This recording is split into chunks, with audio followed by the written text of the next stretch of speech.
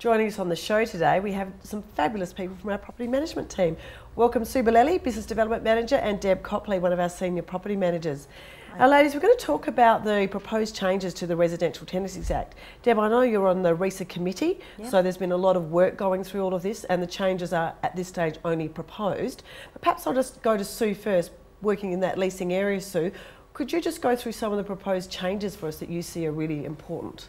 Sure, Kerry. One of the changes that they're proposing is that the owner must notify the agent managing the property or the tenant that the property is going to be sold before they choose to put the property on the market for sale.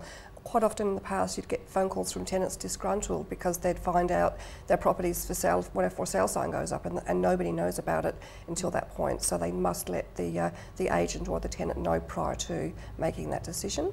And another change that's important is the right to increase the rent. In the past you can increase the rent with 6 months notice. They're proposing it will be 12 months notice. And in the past when leases were broken, you were not really intending to increase the rent, but if the tenant had been there for a while, you may have wanted to increase the rent. They're now closing that loophole to enable you to be able to do so. How do you think that will impact going from that 6 months to 12 months with that rent increase advice? I think in the market at the moment, whilst interest rates are low, it's not going to have a huge impact, but if the interest rates turn around and start raising, then I think some owners will find that quite hard to manage if they can't increase the rent to match the increase of mortgage payments. And it would be fair to say that's because they're either getting the same or lower rents due to the number of sales properties that have come onto the rental market? Absolutely, yes. Anything else from the leasing perspective that you think? One of the other changes that they're considering is the bonds. At the moment is a 4-week bond if the rent's above $250 per week, and they're looking at making that a 6-week bond from $200 per week up rather than the $250 mark. So that will have a big change too. And what sort of impact will that have? With tenants on low incomes, that will actually have an impact on them, where they're having to find an additional 2 weeks' rent up front before moving into the rental property. It'll be very interesting to see if that one goes through. And Deb, what about your perspective from property management side? I do think the bond one is going to be a big impact as well, but it will help landlords if tenants do fall into arrears. By the time it gets to a tribunal, if you've only got a 4-week bond, that's already gone. So the landlord doesn't have anything else to fall back on. So a 6-week bond from the landlord's point of view in that aspect will be good. Are there many delays in getting to tribunal? There are, because they're so short-staffed at tenancies at the moment. It can take weeks to get there, depending on what the reason you're going is. Okay. So rent arrears usually are fairly quick, but if it's to do with a bond dispute, it can take quite a few weeks, or compensation, things like that. But the other part of the Act that we're hoping will change, that I see as a benefit, is the abandoned goods. So if a tenant is evicted or just gets up and leaves without any notice, at the moment they can leave things in the property and it's up to the owner to store it for a period of 60 days if it's worthwhile.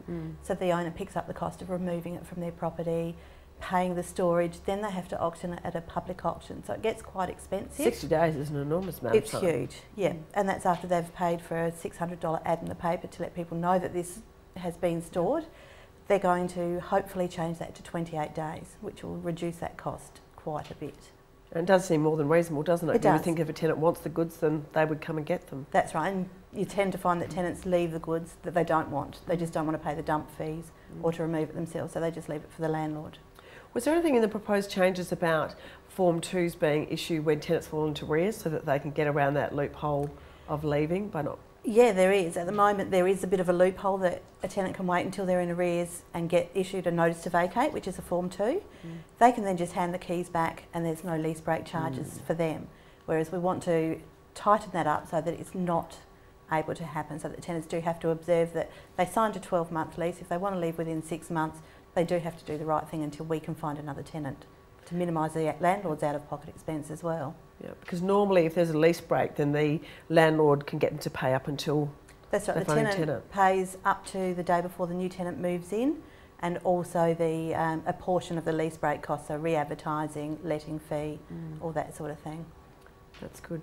And so just from these proposed changes coming in, is there anything from that sale, from inspection point of view, being able to go and show the property that will be changing? Like what sort of notice you have to give? What sort of impact do you think that will have? There's nothing in there that I can see that's being changed in relation to that, no. It's really just, I guess, a courtesy thing, letting them know that you're going to sell the property. And I think also I lease properties that have been on the market for sale, and the owners often like to leave the property on the market for sale until the tenancy is secured. If they're intending to continue to sell the property after a new tenant's moved in, they need to let those tenants know, so the tenants are not moving in and finding themselves having to have open inspections and people looking through immediately after they've taken possession of a property. Is there a bit of a rule of thumb of how often a salesperson can conduct inspections?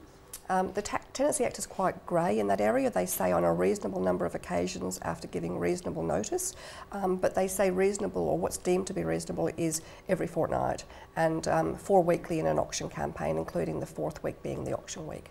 Well, with sales dragging out as long as what they have with homes being on the market for so long, do they have to have a break from it, or can they just keep having an inspection every week, having an open, or every fortnight? No, they do need to have a break after so many weeks. I think it's around about 2 months at the moment, and then they have to have a 2-month break. But most sales agency agreements are for 3 months, so therefore the agent selling the property will then need to re-sign that sales agency agreement if it doesn't sell within the first term. And do the tenants have any obligation to have the property in any sort of standard when they have open inspections? Unfortunately they don't, and that does cause problems, and they also don't need to leave, so they can sit there and be watching football on the TV or whatever have they their want kids to be screaming, doing. running around? Yeah, the pets inside, all those sorts of things, and sometimes some tenants purposely do that to try and put off potential purchasers from wanting to buy the property because they're afraid they might have to move if the property's sold not to an investor, whilst really they're shooting themselves in the foot, because if they did have an investor buy the property and they're looking after the property well, that investor will want to keep them on as tenants. Absolutely, so it's to their benefit. And of course that would also impact on the photos that you take. If you've got tenants' belongings and everywhere, it can make it trickier. Yes, yeah, that's interesting. It can. Great, well, we'll talk again later about this, but for now, let's go to Going, Going, Gone.